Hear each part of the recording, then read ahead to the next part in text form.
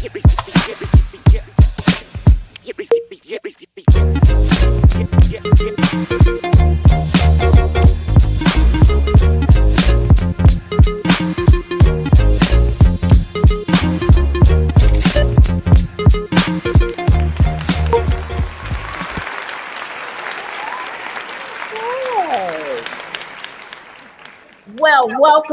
welcome, guys.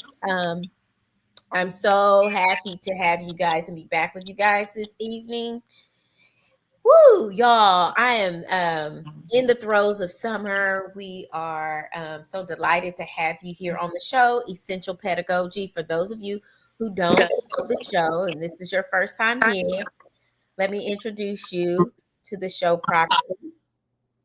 Um, the show is about bringing insiders and outsiders of education together so that we can have. I have a little bit of feedback here. So sorry. I don't know what's going on. But insiders and outsiders of education and bringing the insiders and outsiders to understand each other and build compassion with one another. So that is why I started this podcast during the pandemic. I had a lot of inquiries about education as parents were responsible for having their own children and teaching their children lessons and essentially being 100%, almost 100% in charge of their education, and how lots of people were confused and frazzled. And that was something that was second nature to most educators because, well, all educators, because we've just been doing it and it seems second nature, but it really isn't. It is a science and a art. So just wanted to introduce the show properly. We do have a guest today. I want to introduce you to a dear friend and colleague, Lucretia Kennedy, or Thomas Kennedy, and she is a doctoral candidate. She's been working with in education for many, many years, very close to retirement. And I want to get her expertise because right now she is in the area of counseling. She's in the process of getting her LPC and practicing privately as well as in the public schools. And I brought her on to talk to you guys about cyberbullying and how cyberbullying can move from school, home, and back to school again, and what parents can do about cyberbullying, and really what the true definition of cyberbullying is. I think it's been too loosely used. And so I just want to talk to Lucretia for a bit to get her perspective. But first, Lucretia, if you can just introduce everyone here at Essential Pedagogy, who you are. Tell us who you are. Tell us how many years you've been in education and what your specialty is. Okay. Well, thank you for having me, Stephanie. It is definitely an honor. I've been in education for over 25 plus years, I can say that. How many years again? 25 plus. I'm not really sure. I'm like working on like 27 perhaps. Because Okay. I am almost close to retiring, but I love what I do so much that I'm going to be in the game a little bit longer. Just because the kids do need that extra emotional support, and basically talking about what we're moving into now, this digital world. And that's one of the reasons why cyberbullying, it kind of hit home as well. I work in public schools now. I service kids that actually have an IEP, which is an individual education plan, and receive counseling services.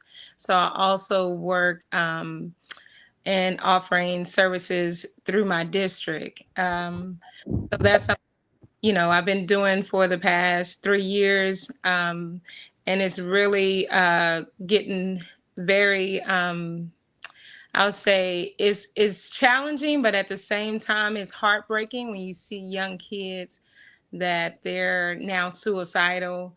And that's why this topic of bullying is so important. And the parents that say, "Oh, my kid is good. It wouldn't happen to me." Well, I'm here to tell you, I'm a school counselor, certified professional school counselor, working on my doctorate in higher education leadership. Have taught my kids, what to do in case of, someone bothering you or whatever. But it's different when they feel it's their friend. So that's how we need to be careful of who we allow our kids to call friend, because that's how they slide into that situation where, and they don't want to tell on their friends and get them in trouble, but yet they're battling something that you wouldn't even have an idea, and how detrimental it can be to their mental health. And that's what I'm really speaking about. That mental health is so important, especially at that dear age, in that middle school age. Brain is not fully developed. So sometimes when things are happening, they're not really thinking it through. And we have the different ADHD, hypertension, you're just acting, and a lot of people blame their impulsive behavior based on their disability of being hyperactive. And so some of the kids, they do different things and then they later say, "Oh, I was just playing." You were playing because you got caught. So Mhm.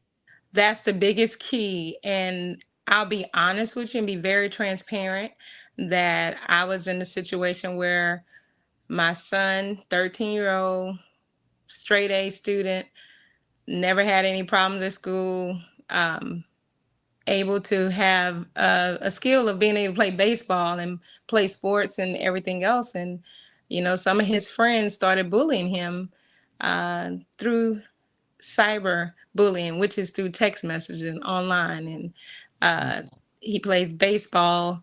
And then he decided to take some of his pictures and post it into a group chat and then taunt him and calling him inappropriate names. And he's just trying to figure out, like, aren't these my friends? Like, what I do to you? Like, he can't figure it out. He's trying to process it. So, and then in the end of it, he says something that would break any parent's heart to hear their child see it in any kind of text or wording, that I'm going to kill myself. Yeah. And our kids, they don't have the social skills that they really look like they should have, but that's where we're working on to help build up our students. And that's why they have counselors in school, and Mhm. everyone has access to either a academic counselor, a impact counselor, or as well as a therapist type counselor at their school. And they call them impact. Different schools call them different things, but guess what? It's free to you while your kid is in public education. And some people like to get outside counseling, and then we have different things that you can benefit from that. But when your kid is in the moment, you want to know that somebody's going to be there to talk to your child Yeah. and deal with that. So that's one of the biggest things. I would definitely have to tell you how to use that service. Okay, so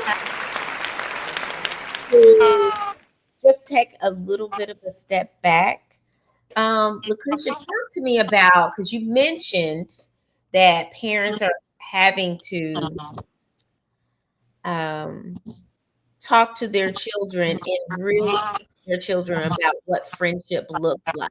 Can Yes. you talk to us more about that? Yes, and one of the things when kids play on different organizations, cheer, volleyball, and you're paying big money for these kids to be in these different sports and all these different organizations.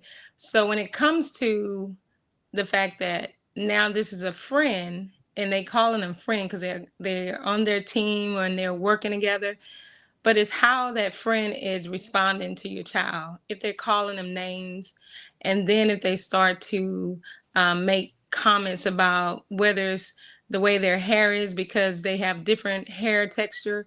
And little girls, biracial kids, they experience that a lot. I have cousins, I have nephews, they're biracial, and they've experienced some things of kids not being kind because, oh, my hair isn't like yours. Or then they start to say, oh, well, you're different, and I'm not sure if I want to be around someone that doesn't look exactly like me. And sometimes it goes off as, oh, they didn't mean that. Well, sometimes things are being taught at home, and that's what we got to get into. What is being taught at home, and you got to teach your child how to have other peers or classmates, how they should be treating them. And if they're name calling or getting in, these, they like to put each other in these group texts, and that's why I want to go on these cell phones. Some kids are like want to fight you if you take their phone. So I'm telling you, that's how serious this is, to the point where we need to start checking our kids' phones.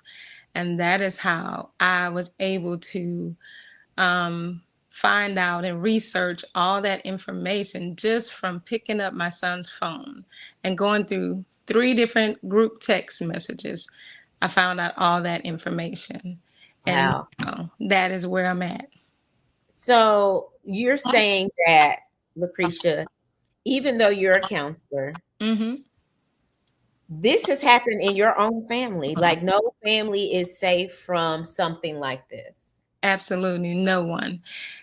And it's sad. And one thing I remember just last year, my son, after we came back from the Christmas break, he played football.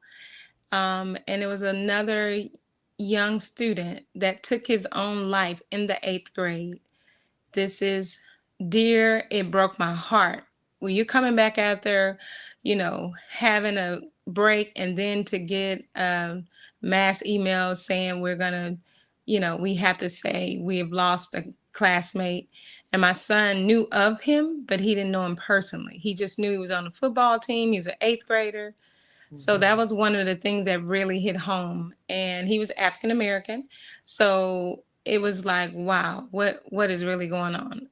And I know no parent want to ever hear that call that their kid is not here or they're fighting for their life because they decided it's too tough to deal with their peers. They made them feel so bad and taunting them, calling them names, and making sure that you're checking on your kids' social emotional well So, being.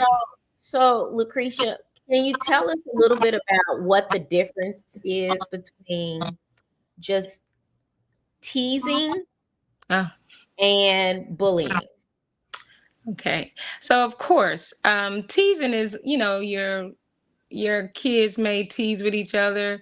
And one thing you have to make sure your kid understands, when a person tells you to stop or tells you no, that should be it. It shouldn't be any further. You have to respect their wishes. The minute you don't respect your friend or they don't respect your wishes, that's not being a good friend. And you have to remember your no is real. And that is something you have to be confident and say when someone is saying something that hurts your feeling, make you feel any kind of way, or make you feel like, hey, I did something wrong. And remember, you never did anything wrong. If they're just being evil spirit, mean, and sometimes it's jealousy. And I Mhm, have to say, kids get jealous of each other just because they have a good person on the team. Well, they don't look at it as, we all are doing well. We're all getting better.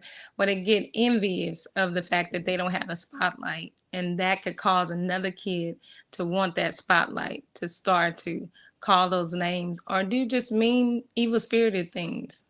Yeah. mhm.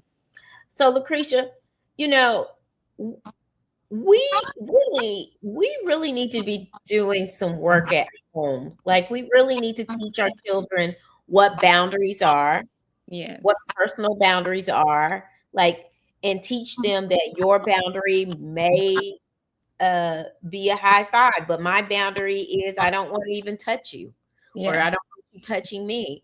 And so we need to really have personal discussions at home with our children about what boundaries are, what to do if someone crosses your boundary, your personal boundary, and how to handle whether someone continues even Hmm. after you ask them to stop Right.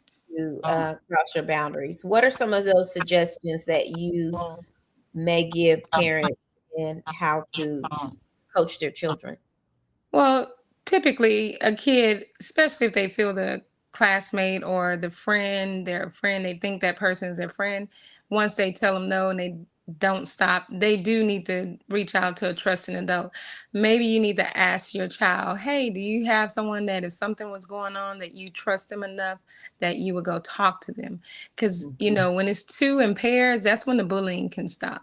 That's when the mistreatment can stop. Some of the kids, they get scared because they don't know what to do and they see what's happening is not good, so then they like kind of just get quiet because some They're the kids don't. bystanders, right? Yeah, That's what they yeah, call the that's the vice. bystanders. Yeah. Yes, so they get quiet because they're like, oh, I don't know what to do, this is uncomfortable, so they just get quiet while you're there dealing with this taunting or going back and forth on a text thread, or they sending some ugly pictures, some pictures that you never knew they had, and they're posting and making jokes about it. And once that is put into play, that can make a kid still continue to feel bad about something. And it could be just the fact that your friend had a picture of you when y'all played on the baseball team or the football team, and they took the picture and then now they took it and did something else with it, because with this AI, with all these different things, people can change how the pictures look. They can put half of your body onto another character or something and make a joke out of it and think that was a funny joke. So that's how it starts. It starts out joking, and then it gets bigger and it gets bigger. And then when you get an audience, and usually that's what a bully wants. And on cyberbullying, if it's in a text or a thread, they have the audience. And then when you try and get out of that text thread, now you're embarrassed and don't know how to recover from that. And that's when you need to report that, because it is against your privacy if they're taking pictures of you or putting it in a group chat or doing anything that is hurtful and taunting you with that, because you have a right to say, please take that down. And if you didn't want them to take a picture of you, you need to report that. And they do have to remove that because they don't have a right to have your pictures up. And a lot of kids will screenshot your pictures when you're on the group chat or on the video Zoom. And then they'll take that and then they'll use that and make little jokes out of it. So that's one of the Yeah, big. make stickers and things Yeah, like that. are Yeah. putting inappropriate things on there and saying you did something inappropriate and you didn't. And so making it seem like you did something or you're a label that you don't identify with. And a lot of kids love to label other kids. And when they want to call you names, like the biggest one now is, oh, you're gay or you're this and that. So they love to use those buzzwords that's going to hurt someone's feelings. And then that's when it goes a little further. And then the kid feels embarrassed, ashamed, and now they don't want to even speak up for themselves. So that's the biggest part of making sure they have the courage or have a friend that they trust that will support them and be there with them when they need to report it. Whether it's, to the assistant principal, that's usually where your behavior problems are going to go to first. Assistant principal, and maybe even your teacher, one of your favorite teachers, someone that you know that will protect you and make sure you're safe and not make it where it was your fault, because sometimes people can say, oh, I see you guys cutting up all the time. So a teacher may see it as y'all playing and goofing off. Well, they really are taunting you. And the teacher didn't know that. So we got to Mhm. be careful. And teachers don't always see the big picture because they don't investigate. And those are So, some things. so I'm hearing you saying it's hard to identify. Hmm. Um, and did I hear you say that the difference between teasing and bullying is a lot of times bullying has an audience? Yes. And when they're harassing you or embarrassing you, or they're constantly making up a name that you didn't give them permission to call you. And Yeah. that's one of the big things too. Kids like, oh, I think I'm gonna nickname you this. Well, you don't get to call me that. If I don't agree with that, you don't get to call me that. Hmm. And one of the things I always tell my son, my kids, treat people how you want to be treated. And when you think about, why are you calling me that name? And then you may pause and ask them, does that make you feel good to call me that? Or are you really trying to hurt me? Is that what you're trying to do? And don't give them your power, because that's what the bully wants. They want the power. They want to hurt you. They want to make you feel sad. And when they figure out they got you at that level, then they start doing other things. They start building. And So I then that's it. I can see where a child could be extremely confused because there could be a bully in a group that really started out to be your friend, Oh, yeah.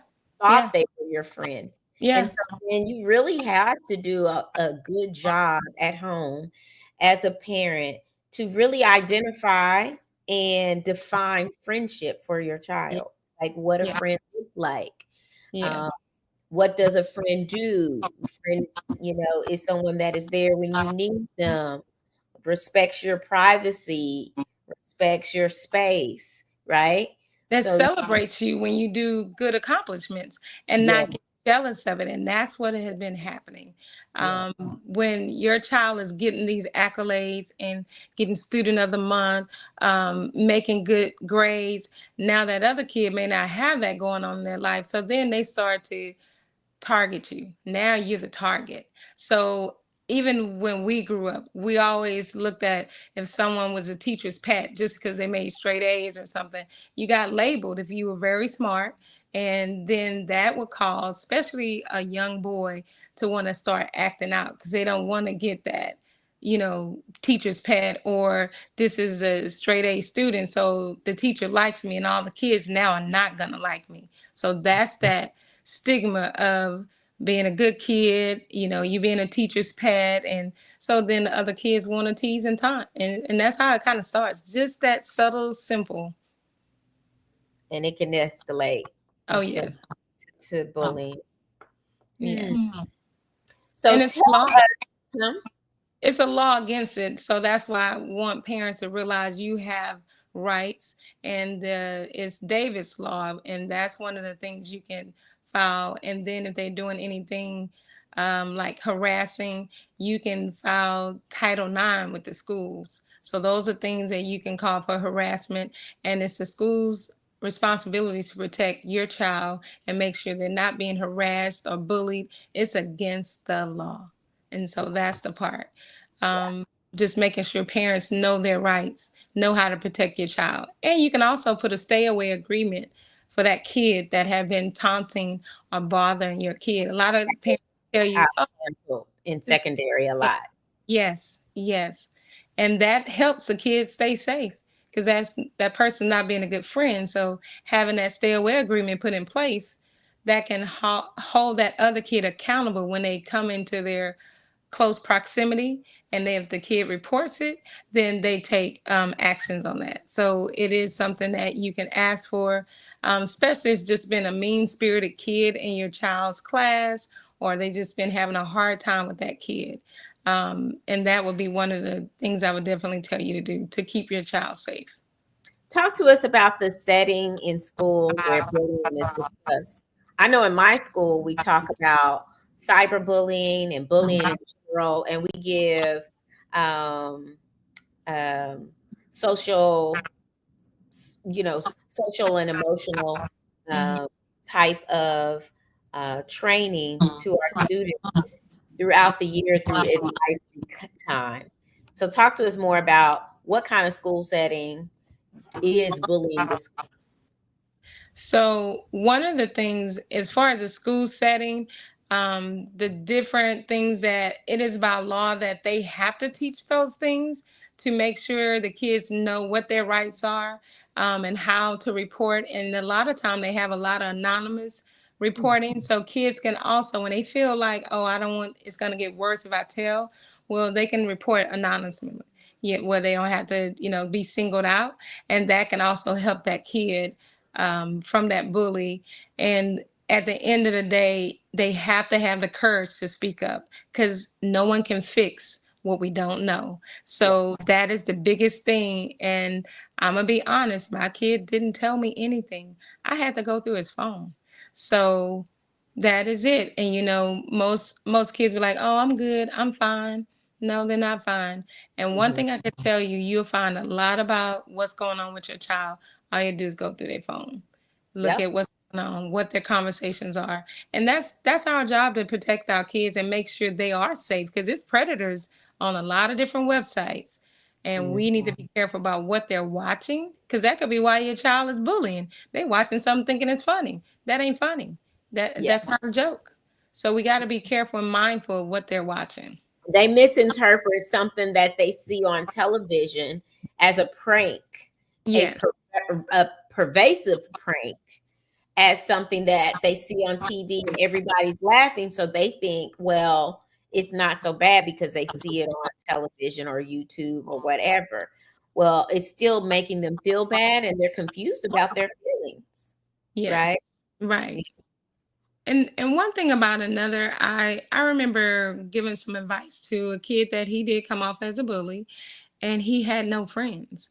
Most of the time, bullies, they've been bullied by someone, or they don't have any friends, so they're looking for that relationship of a friend, and they don't know how to get it appropriately. So sometimes, and that's what I've been able to help kids do, have friendships, building good friendships, showing them how to get a friend. And I remember the kid, the minute he connected with another young man, they were friends, and he literally changed. He stopped being mean to other kids. It was like a light switch went off. And I remember seeing him later on when he went to middle school, because I would usually travel between different schools. That particular kid, he thanked me for helping him find a friend. And that just really changed his world, and it stopped him from being a bully. So that is it. So all of them aren't really wanting to be mean or hateful.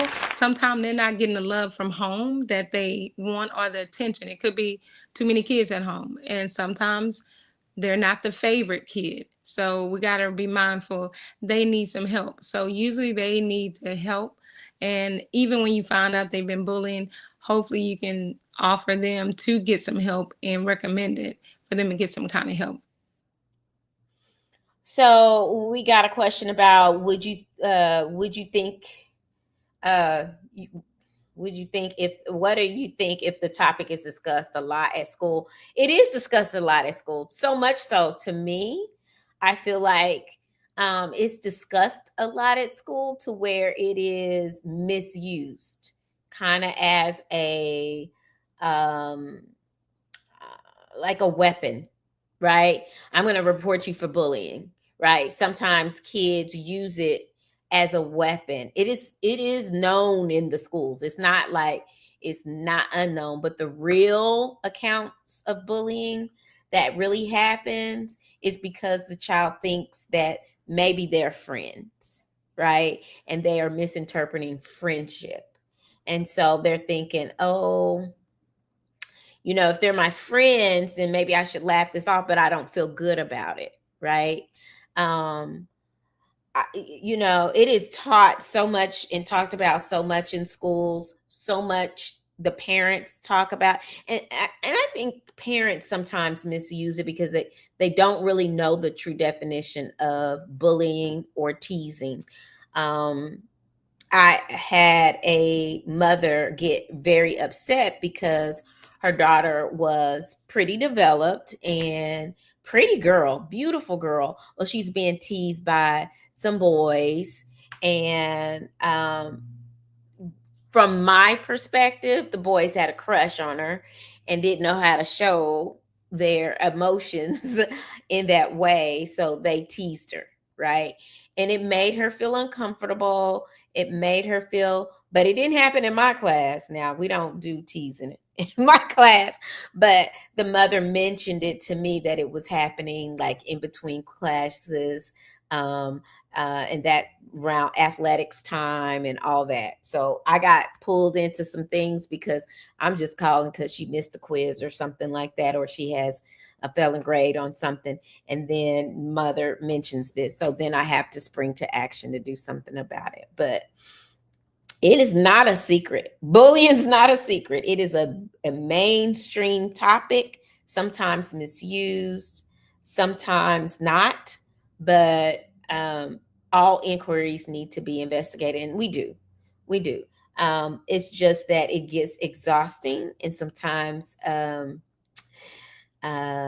most interactions are not bullying, but when there are some, we spring to actions with um, the interaction agreements and things like that, which it sometimes is hard because the students tend to think of their bully person as a friend, and they want to make up, and so then they end up kind of trying to get back a friendship that they thought they had, right? So it just is a very messy situation that I wish we did a better job as parents, as mentors, to teach our children what true friendship look like, um, what boundaries look like,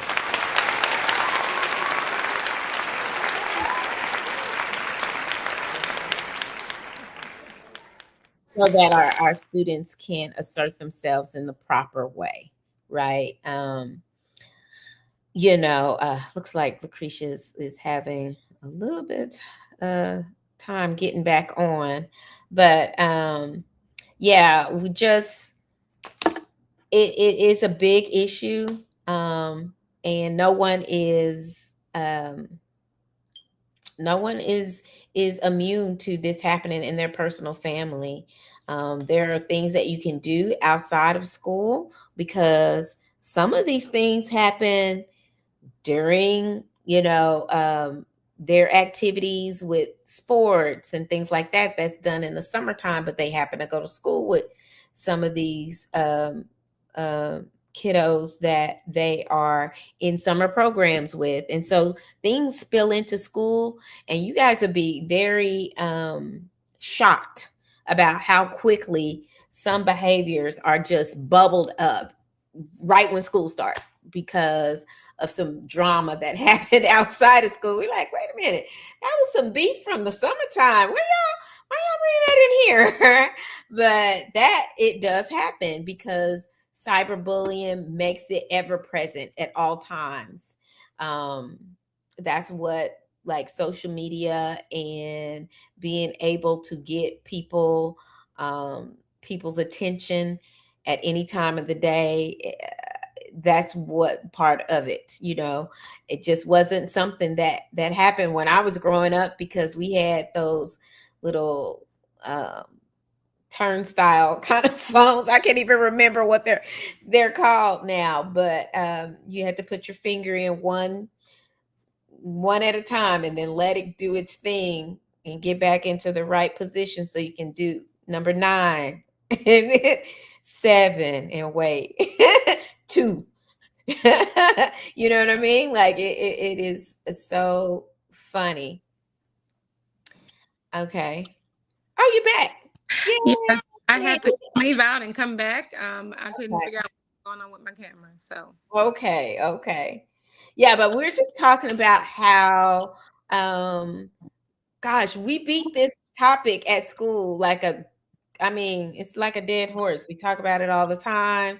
Parents know about it. They may not always know their rights, and they may not know what everything is called, right. but certainly if you tell a teacher, if you tell an administrator, we will do something about it. It's not something that we will ignore. Is that right? That is correct. And that's the one thing that we have to make sure the kid tells probably more than one person, because, of course, teachers get busy. Sometimes they forget to report as well. So we just got to be mindful of, you may have to tell more than one person, or you may have to do it more than once. So Hmm. that's the thing. And sometimes kids feel like, oh, well, they're not going to do anything because they think they're supposed to see the teacher or the principal give the kid a consequence in person, but you're not going to see that. They will Hmm. have them privately. That's their rights to be able to get a consequence privately. So that's what a lot of kids misconstrue. Oh, they're not going to do anything. No, they will. But they're not Or going they to. didn't do anything. Oh, I reported it and nothing happened. That's So it. the narrative at home is I reported it and nothing happened. That's not always the case. Right. We if some we give them consequences privately, and we have a non-interaction agreement. That child's not supposed to be in your vicinity. Doesn't mean that nothing happened just because you didn't see them go to ISS, in-house Right. suspension or out of school suspension. That doesn't mean that a consequence wasn't given. Right. Yes. Wow. Talk to me more about what should a parent do if this didn't happen in school? If this is happening outside of school hours? Well, right now school is in summer session, and you may have found out information while you're out of school, but you have the right to still report it to protect your child when school starts. You need to set up a meeting with either the assistant principal or the principal, and if you can't get their attention, you can go a little higher. This you can go to the district student services. They will be able to handle your complaint or issue, and it's best to get it in writing. The minute you put that document, then they have to respond. They have to do an investigation. So don't feel like, oh, it's the summertime, it's nothing.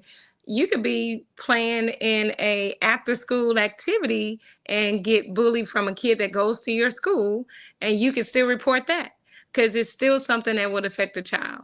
So parents need to know their rights just because it happened outside of school. But if that kid still goes to your student's school and they're bothering them at school, even though they bully them outside of school, you still can report it. And that's kind of what happened with my son. The text Mhm. messages were after school because, they have a no phone policy while during school. So even I was able to realize all of it happened on the bus. They took pictures of him on the bus. They taunted. They did all kind. And on the bus, it's a lot of disruptive behavior. You can call the bus barn. Guess what? You can report bullying on the bus as well. So don't think it doesn't happen. It happens a lot. Happens on the bus. You will be surprised. And those are the conversations that need to be had and asked. Hey, how was the bus ride? Some kids ride the bus. They may not tell you the fight or two that happened just in that day. They forgot. So much happened in a day. You may have to kind of ask a little bit more detailed questions because I'm here to tell you a lot of things happen in that 8 hour day that if you don't ask, they're not going to tell you. Or they didn't forgot about it. It's already over. They get immune to it. So, So parents don't need to just accept, how was your day? Great, fine. We need to do more probing, huh? yes, that's what I mean. Yes. And usually, sometimes my kids say it was good. Tell me what was good about it. Yeah, Yes. Give me that highlight of your day. And then let them know you're really, excited about what the day is like. So yeah. create those tables at the dinner table, those conversations, and let your child know that, they can always come to you if anything has happened. But you want to know. And some people think, oh, my child tells me everything. You'll be surprised. Oh yeah, kids don't tell everybody everything. Yeah, I didn't know every little thing that was happening at my child's school or children's school, but we did have drive time home together. And Mm-hmm. so a lot of things I would force myself not to listen to the radio or anything like that, but maybe I would listen to something like Hidden Brain, or I would listen to like a 20-minute um two guys two guys in your head kind of psychology type Okay. show, and then I would ask them questions about how they feel about that show. And then you will get personal things. They'll start talking about personal things once you direct them to, well, do you think Billy should have handled it that way Right. in this podcast, right? Right. Well, I would have handled it because one time, things Mm, will start coming out, but you gotta have time to talk to your child. We can yes. always eat at the dinner table, but we Yeah. use that drive time to and from school to really do some connecting and finding out, what was going on in each other's lives. Right. And know your child because every kid is, some kids want to just decompress. They may not want to talk to you right after school. You got to know your child. So Yeah. you got to get that. quality time, whether it's right before bed, whatever that time is for your child. Because I have two boys and they Mhm. totally different. One is a night owl and the other is not. So I get that one on one with my oldest because he's a night owl, because he's usually up doing homework. That's why he's a night owl. But my other kid, I got to catch him right after practice or before practice, because he's usually doing some type of sport or playing something or in a band or doing something like that. So you just got to know your kid and know when the right time to ask those questions, because sometimes they just tell you no because they don't want to talk. And you say, Mhm. well, can we talk later? Or, you got to get a Got time. told. Yes, you have to. You have to do that. Yes. Um, the reason I talk so much about parents' involvement with their own child, especially because we have a lot of parents that who present themselves to be very concerned about their child and their child being bullied, but then they don't talk to their child. Yes. I can honestly tell you, I have a couple of students that say that their parents don't talk to them, and I was kind of shocked. Um, and I had to ask a question. Later on, the kids started having problems at school because they're not getting the information or getting that communication from their parents. And that is so important. When a kid feel like you're not talking to them, they're going to start acting out. And that's one thing about it. And this is something that kids, they need that interaction with you as a parent. So talk to your child. You may think that they don't want to talk to you because you're the adult, but they do. They want to talk to you. Yeah, they do. So, so someone on the power team was saying that most parents don't talk to their kids because they are tired from working their normal day. And it is a hard truth. But the truth, another truth is that their child did not ask to be here, and that's just one sacrifice. You Right. know, one of the sacrifices I made, I didn't buy myself socks. Okay. If I couldn't get my kids socks, I just didn't get any. There were certain things that I didn't buy myself during the time when times were hard financially. It was a sacrifice, and so I view my personal time and me being tired. That was no so my Right. children has to be here, so I have to make time for them because I don't want to be responsible for them cracking up. You know what Yeah. I mean? It. Mm-hmm. Yeah. And that's the good thing, just having that safe place to talk. And like even now recreating, like when we're doing a little quick little check-in, and then I told him, I said, we're going to do Bible study. It's like we're doing it at our church, we're doing a Bible study. So I'm actually sitting down with them and we're going through a Bible study and spending that intentional time, and they enjoy that. You would be surprised what your kids will like if you can give them that, whether it's even watching movies together. Your kids want some intentional time. So if you can start building that, then you'll be so surprised at what they will tell you in those moments. So I just really encourage you to spend that quality time with your kids, asking those questions that you hope that they know what to do, or they're not embarrassed to speak up, or even help a friend be that stand up person for one of their friends, because they Yeah, see a lot. They see a lot throughout the day. They may not be getting bullied, but they may be a bystander letting someone else get bullied, and that's still not okay. yeah. Um, not to bring up, not to. So I've been knowing about bystanders, right? But then I really saw it come to life in the P Diddy trial because I've been keeping up with that. I know it's like a guilty little thing for me.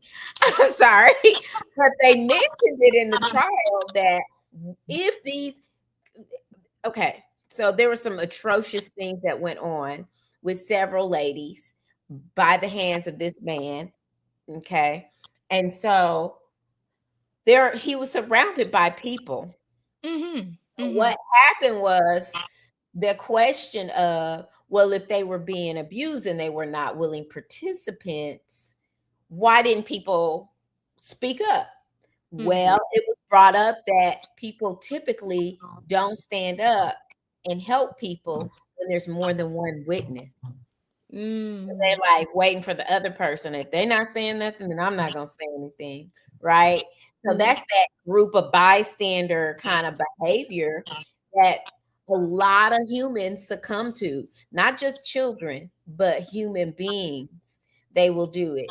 They're more willing to help. There's a case where a woman was literally screaming for help for her life, and no one helped her because everybody saw other people looking at this woman, Mm. and they just thought, well, if she was really hurt, somebody else would. Step But up. no, you can.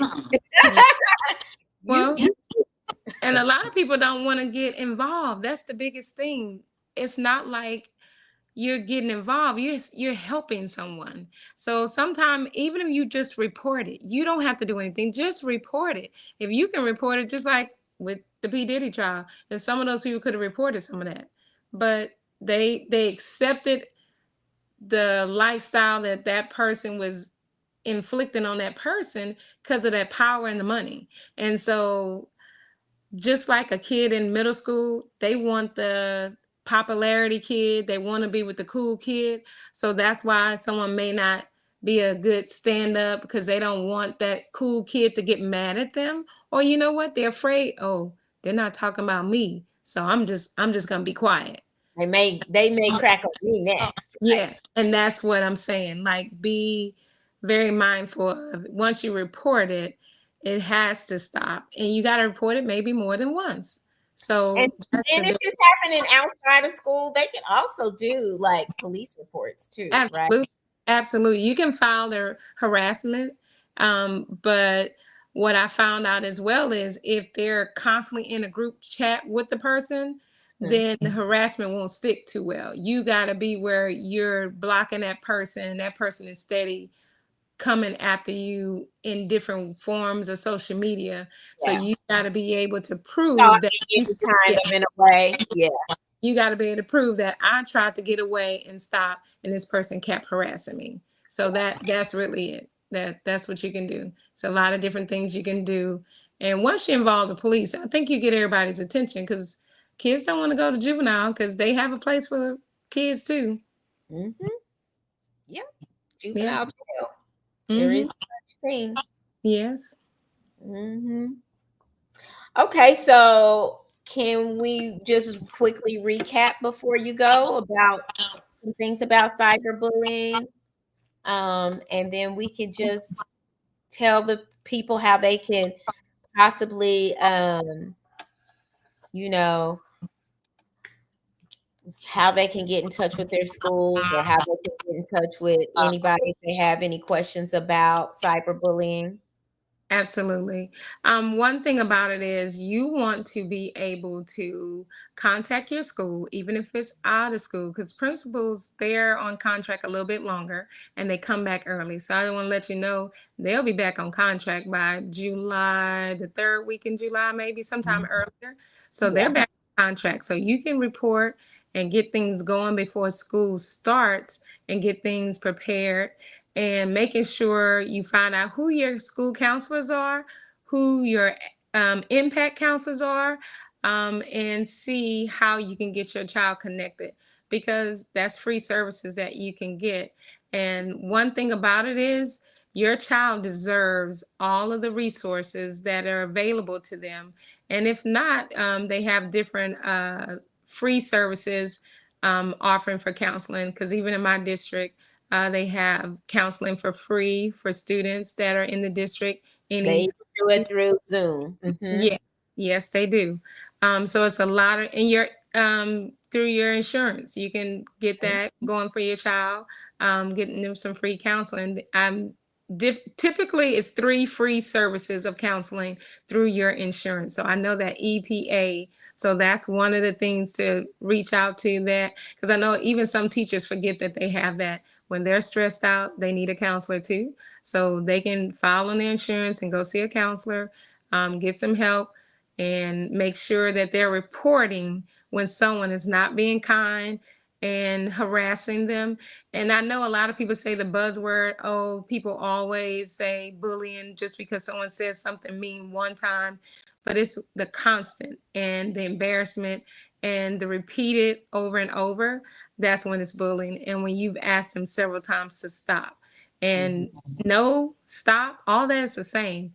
And no playing. We don't play like that. So you have to make sure you let people know we're not playing. This isn't a game and we're not joking around. So please stop. So Mhm. hopefully you can get the connections with your school, the principals, and also the impact counselors, because every school has at least one and sometimes two or three, especially at the middle school. They have at least three counselors available for the kids. So just want to hope that you would reach out to your schools and help your child have a voice. Don't let them not have their voice. Very good. I am thanking you so much for being on the show, Lucretia. I really appreciate it, making it clear to all those that are listening about um, counseling students through, like at home and at school, through bullying situations. Also, giving parents tips on how students can identify what a friend looks like so that Yes. they're not confused and being willingly abused by other people. And talking about some of the services that school has for them and the steps they need to take in order to report and some of their rights with Right. agreements and things like that. So thank you Absolutely. so much for highlighting that. Lucretia and I, we go way back. We met one another at church and we've been friends ever since. I Yes. know her boys, and I think they're just great people. And I just wish there were just more parents and Yes. people who care about people just like you, Lucretia. But thank you. I enjoyed it, Stephanie. Thank you. Thank you for this platform because you're doing an awesome job. So many people need to watch this and see this. So thank you for doing all that you do. Well, speaking of watch, please follow me on YouTube and subscribe there and put the little bell up to remind you because I don't do this every day. It's not going to pop up every day, but I do this first and third Thursday. So follow me on YouTube. I really appreciate you, Lucretia. And until next time, we'll see you in 2 weeks Okay. at Essential Pedagogy. Awesome.